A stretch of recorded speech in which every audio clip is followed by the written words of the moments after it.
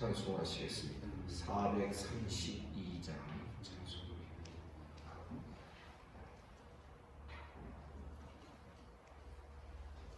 432장입니다.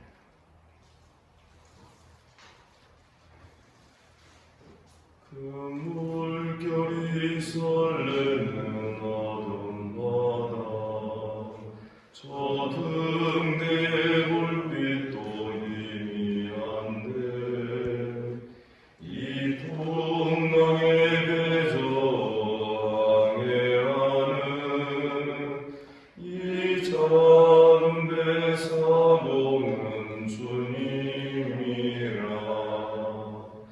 나 두려움없네, 두려움없도다. 주 예수님 늘 깨어 계시도다. 이 흉흉한 바다를 다 지나면 저 소망의 나라에 이르리라.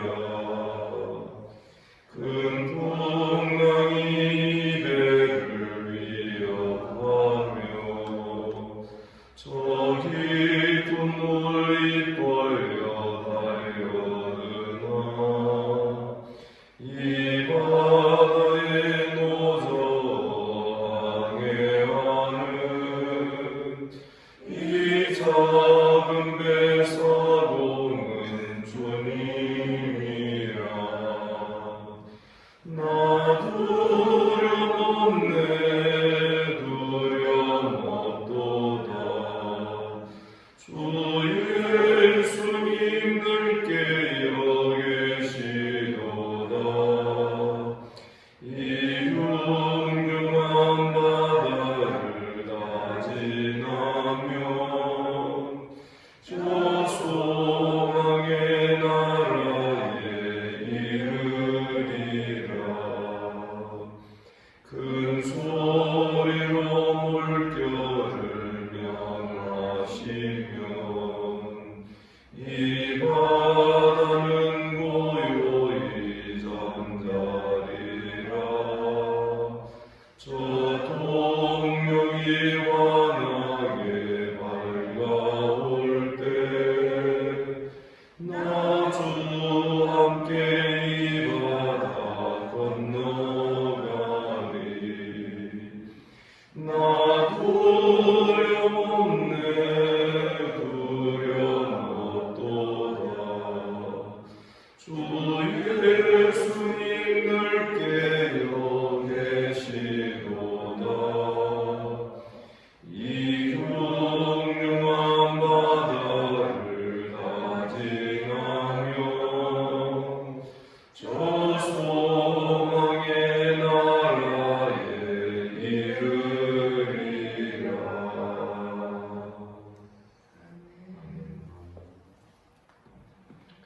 반갑습니다. 오늘도 이 아침에 우리 주님께서 은혜의 자리로 우리를 불러주신 줄을 믿습니다. 말씀 듣는 시간과 또 기도하는 시간, 하나님 은혜 받기를 주님의 이름으로 축복합니다. 사도신경으로 신앙 고백 드리겠습니다. 나는 전능하신 아버지 하나님, 천지의 창조주를 믿습니다. 나는 그의 유일하신 아들 우리 주 예수 그리스도를 믿습니다. 그는 성령으로 잉태 되어 동정녀 마리아에게서 나시고 본디오 빌라도에게 고난을 받아 십자가에 못 박혀 죽으시고 장사된 지 사흘 만에 죽은 자 가운데에서 다시 살아나셨으니 하늘에 오르시어 전능하신 아버지 하나님 우편에 앉아 계시다가 거기로부터 살아있는 자와 죽은 자를 심판하러 오십니다. 나는 성령을 믿으며 거룩한 공교회와 성도의 교제와 죄를 용서받는 것과 몸의 부활과 영생을 믿습니다. 아멘. 하나님 말씀 야고보서 5장 7절부터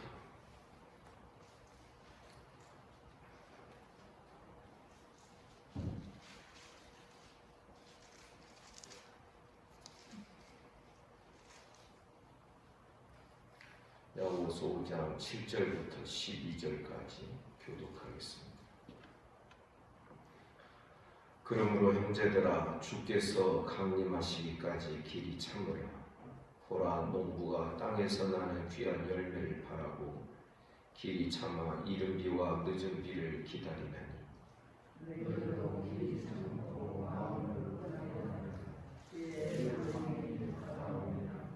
형제들아 서로 원망하지 말라. 그리하여야 심판을 면하리라. 보라 심판주가 문 밖에 서 계시니라.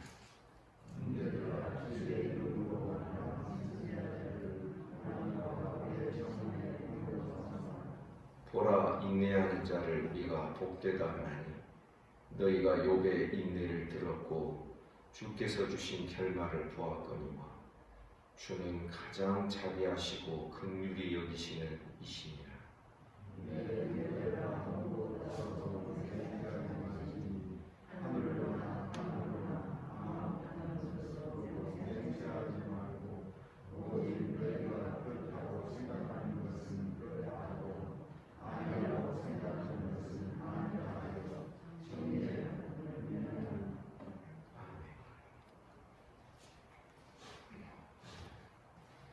야고보서의 전체 주제가 시험에 관한 것이다 라고 계속해서 야고보 전체 문맥을 제가 지금 잡아서 매일마다 말씀드리고 있습니다. 성소에서 주님과의 교제가 회복이 되고 또 사귐이 이루어진 성도가 이제 그 삶의 현장에서 광야 생활을 걸어가면서 어떻게 살아가야 될까 하는 이런 과제를 안고 기록된 것이 야고보서라고 말씀드렸습니다. 그렇게 우리의 삶을 설정할 때 제일 중요한 것이 시험거리였다라고 야고보서 1장 초두에 기록되어 있는 내용에서 말씀을 드렸습니다. 왜냐하면 광야 시대의 전체적인 의미는 시험의 기간이기 때문에 그렇습니다. 그래서 우리가 어떻게 하면 시험에 빠지지 아니할까? 우리가 어떻게 해야 어떤 사고와 어떤 가치와 어떤 중심으로 살아야 우리가 모든 여러 가지 시험을 오히려 기쁘게 여기면서 그것을 통하여 시련을 만들어갈 수 있을까? 이런 과제를 야고보서가 우리에게 던져주고 있는 것입니다. 오늘 본문 7절에 보면 그러므로 형제들아 주께서 강림하시기까지 길이 참으라. 보라 농부가 땅에서 나는 귀한 열매를 바라고 길이 참아 이른 비와 늦은 비를 기다린다. 인내하라는 겁니다. 광야의 길을 걸어갈 때 때로는 퍽퍽하고 굴곡진 길을 걸어갈 때에도 인내하라는 것입니다. 그러나 참을성이 좋은 사람이 되라 단순히 그것을 말하는 것이 아니라 8절에 보니 너희도 길이 참고 마음을 굳건하게 하라. 주의 강림이 가까워. 우리의 마음을 계속해서 주님께 두고 아멘입니까?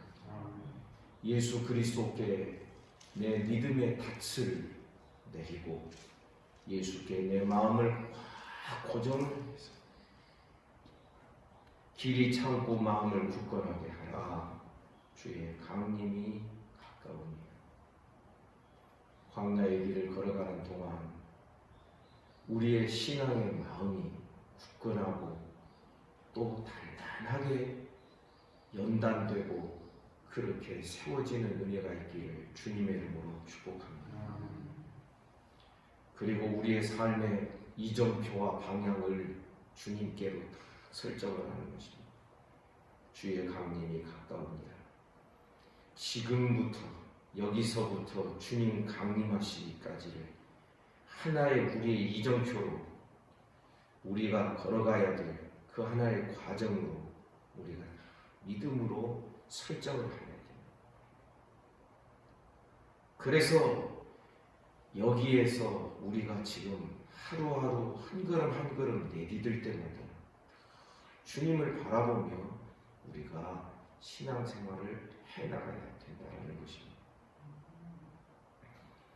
참아도 주님 때문에 참지, 본래 참을성이 좋아서 잘 참는 것은 주님과 상관이 없는 것입니다.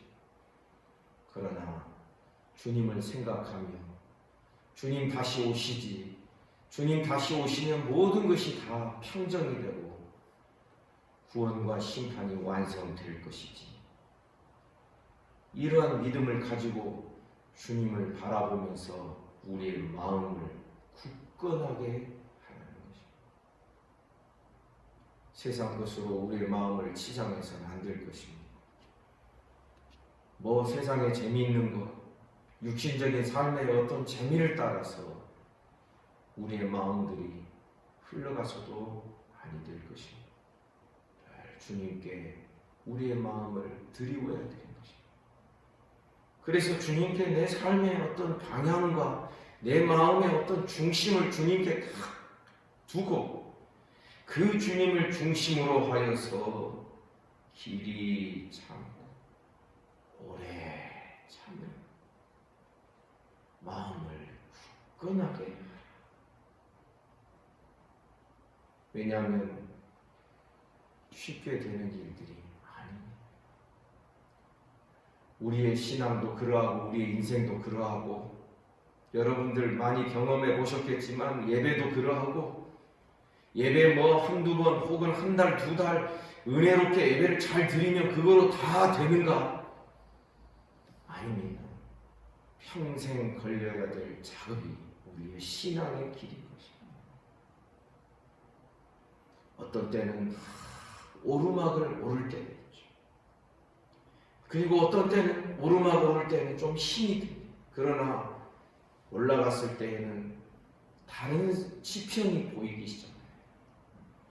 그리고 내리막길을 또 걸어 내려오기도 할 것입니다. 우리는 이 모든 여정이 주님과 함께 동행하는 그런 발걸음들 되기를 주님의 이름으로 축복합니다.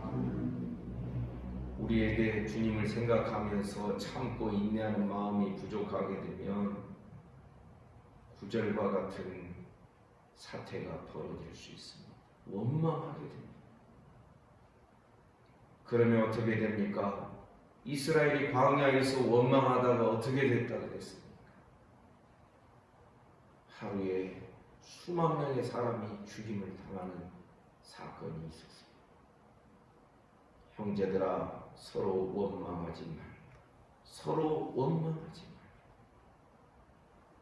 왜냐하면 앞서서 말씀드린 적이 있습니다만 우리의 여러 가지 시험거리가 사실은 저 사람 때문에, 다른 형제 때문에, 목회자 때문에 나에게 시험이 오는 것이 아니라 우리 마음의 욕심과 우리 마음 속에 있는 정욕적인 것들, 이런 것들 때문에 사실은 시험의 시작이 되고 시험의 발단의 원인이 그러한 것입니다. 그런데 우리는 어떤 일이 있을 때 만약에 누구 탓이다, 누구 때문이다, 누가 이랬기 때문에 내가 이렇다, 이런 생각을 하게 되면 그때 우리는 절제 없이 원망의 말, 비판의 말을 하게 되는데 이것이 나중에 주님 강림하실 때 우리가 심판받는 근거가 된다는 것입니다. 여기에 적용되는 하나님의 원리가 있습니다. 그건 대접의 원리입니다. 원망과 불평으로 형제를 대접한 자는 결국 그에 합당한 심판을 받게 된다는 것입니다. 원망은 주로 어디서 나옵니까? 마음에서부터 시작하고 우리의 입술에서 나오는 것입니다. 그래서 한 입에서 찬송도 나오고 저주도 나오는 이런 모순적인 입술이 바로 우리들의 입술이 되는 것입니다. 형제들아 서로 원망하지 말라. 원망하지 말라. 사실 우리들의 모든 신앙의 과정은 어떻게 하면 남 탓하지 아니하고 어떻게 하면 남을 원망하지 아니하고 내 탓으로 여기면서 하나님 앞에서 엎드려서 사느냐, 이거 하나 배우는 것이 우리들의 신앙의 여정이 되어야 하는 것입니다. 만일 서로 원망하면 심판을 받게 되고 심판주가 문 밖에 계십니다. 그러면서 10절에서 선지자들의 고난과 오래 참음의 본을 말씀합니다. 주의 이름으로 말한 선지자들의 고난과 오래 참음의 본으로서 선지자들 어느 누구 하나 환영받는 사람이 없었습니다. 그럼에도 불구하고 쓰디쓴 소리를 했던 이유가 무엇입니까? 훗날 주님께서 바르게 모든 것들을 정리하시고 또 그것을 다스려 주실 것을 믿는 믿음 때문이었다는 것입니다. 주의 이름으로 말한 선지자들을 고난과 오래 참음의 본으로 삼으라. 선지자들, 이제 다음 주간에 이사야서를 또 강론합니다. 이사야 선지자의 말로 어땠습니까? 톱으로 썰어서 펴서 죽임을 당했습니다. 11절에 보니 보라, 인내하는 자를 우리가 복되다 하나니 너희가 욥의 인내를 들었고 주께서 주신 결과를 보았거늘. 욥의 인내, 우리는 인내의 대명사로 욥을 자주 이야기합니다. 이 욥을 본받아서 우리는 오래 참음의 본을 삼아야 될 것입니다. 사실 문맥을 보면 10절과 11절이 연결이 됩니다. 사실 욥도 어떤 의미에서 선지자 역할을 했던 것이기도 합니다. 왜냐하면 주님의 메시지, 하나님의 말씀을 온몸으로 전하는 그 역할을 욥이 했기 때문에 그렇습니다. 하지만 우리는 사람에게 주어진 결말을 따라서 이러쿵 저러쿵 하는 것이 아니라 11절 하반절에 보면 주님을 바라봐야 됩니다. 주는 가장 자비하시고, 아멘입니까? 가장 긍휼히 여기시는 분이십니다. 자기의 자녀들이, 자기의 아들과 딸들이 고난 속에 있는 것을 제일 못 견뎌하고 제일 안타깝게 여기시는 분이 바로 부모일 것입니다. 하나님이 그러하시다. 고난을 당하는 당사자보다도 그것을 지켜보고 그것을 통하여 무언가 연단이 되어서 무언가를 만들어지기를 바라시는 우리 주님의 마음은 오죽하겠나 하는 것입니다. 그런데 우리의 삶에 파묻혀서 살면요, 주님의 이런 마음이 느껴지지 않습니다. 내 삶에 파묻혀서 살면 주님의 이 가슴이 느껴지지 않습니다. 우리는 매번 기도 시간마다, 예배 시간마다 내 어떤 문제를 해결하기 위하여 기도하고 내 어떤 것을 해결하기 위하여 예배하는 그것이 아니에요. 쉽게 말하면 매번 기도 시간과 예배 시간이 중심이 여전히 내가 관심거리가 되고 내가 중심이 된 그런 기도나 그런 예배가 아니에요. 주님이 중심이 되고 주님이 더 관심의 대상이 되고 우리의 신앙이 그 중심이 그렇게 주님께로 향하지 아니하면 사실 우리는 주님을 바라보며 주님을 생각하며 인내하며 참고 기다리는 것을 쉽게 배울 수가 없는 것입니다. 우리는 주님을 주목하고 주님을 바라보기를 주님의 이름으로 축복합니다. 믿음의 주요 온전케 하시는 분이신 예수를 바라보고 히브리서 12장에 기록되어 있습니다. 믿음의 주, 믿음의 시작자라는 것입니다. 창시자가 주님이십니다. 그리고 온전케 하시는 주님이라는 것은 믿음의 종결자가 바로 주님이시라는 뜻입니다. 성도 여러분, 우리의 눈이 주님께로 고정되기를 주님의 이름으로 축복합니다. 그래서 곧잘 그 이야기하지요. 왜 해바라기입니까? 해를 바라보고 방향을 틀고 살기 때문에 그러죠. 우리는 주님을 바라보는 주바라기들을 되기를 주님의 이름으로 축복합니다. 여러 가지 시험을 만날 때에 그것을 극복하고 이겨내서 유익한 시련으로 바꾸어가는 또 하나의 팁이 이런 것입니다. 오래 참고 인내하되 주님을 바라보면서 참고 인내하는 것입니다. 광야의 어떤 지점을 지나갈 때 길이 팍팍하다고 함부로 불평하지 아니하고 주님이 내신 이 여건과 환경 허락하신 이 상황을 감사함으로 받습니다. 어떤 신앙을 배워야 되겠습니까? 따라서 합시다. 전천후의 신앙이 됩시다. 그것이 비가 오나 날씨가 구주나 또한 날씨가 좋으나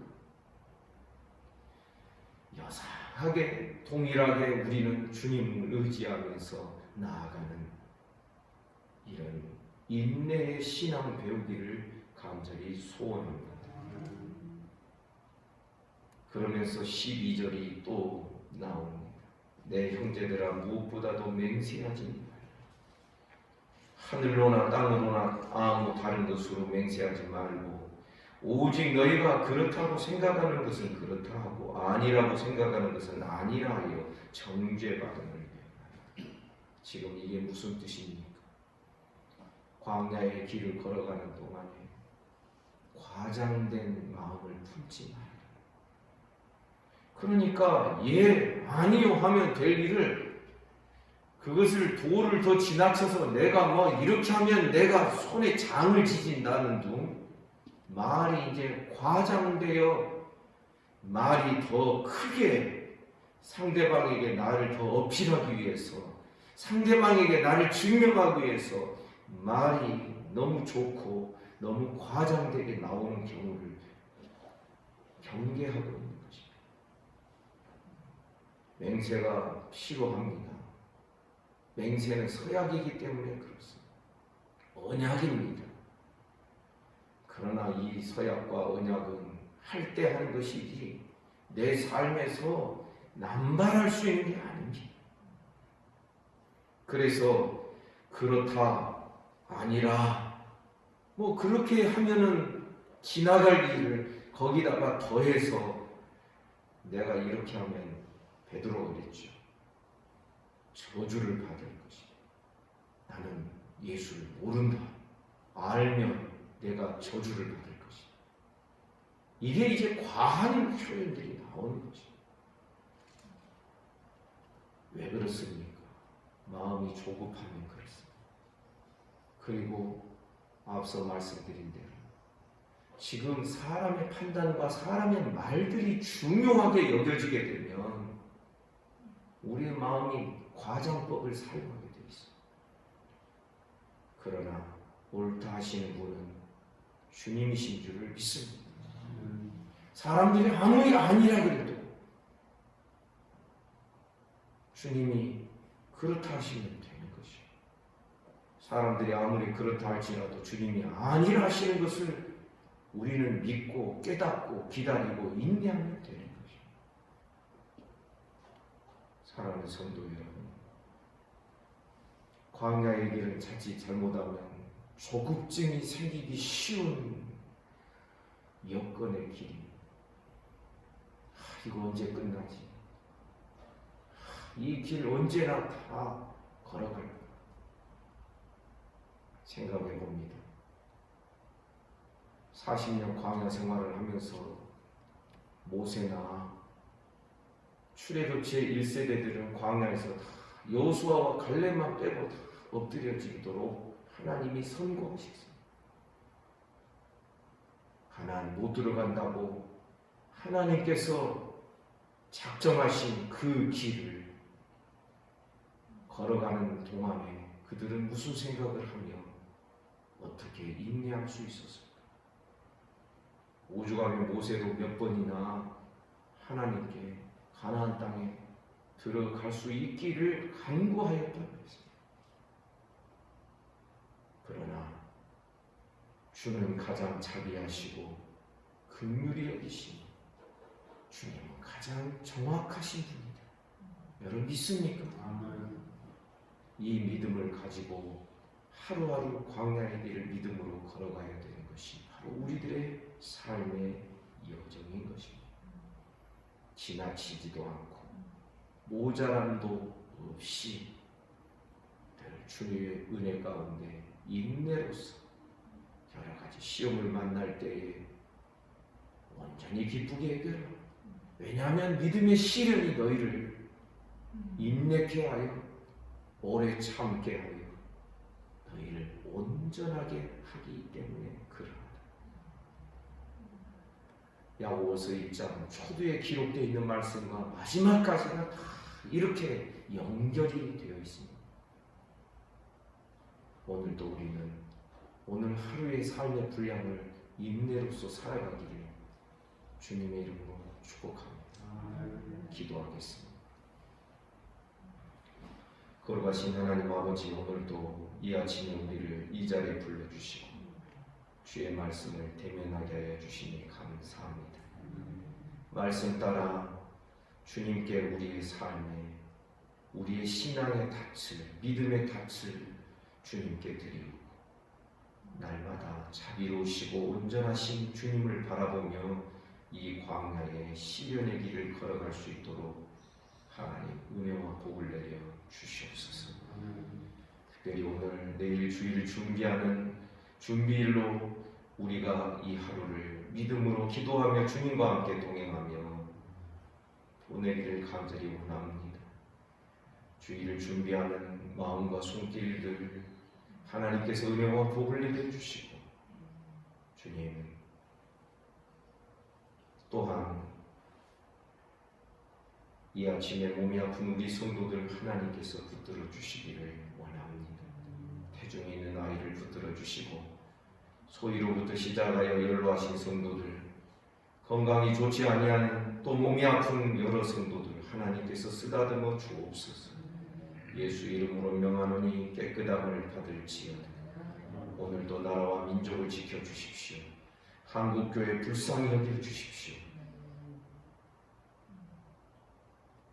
우리의 주변의 나라들, 이 지구촌에 참으로 고통하며 신음하며 살아가는 모든 인생들을 불쌍히 여겨 주시옵소서. 오늘 하루의 모든 삶을 주님께 의탁합니다. 예수님 이름으로 기도하옵나이다. 아멘. 말씀 묵상하시겠습니다.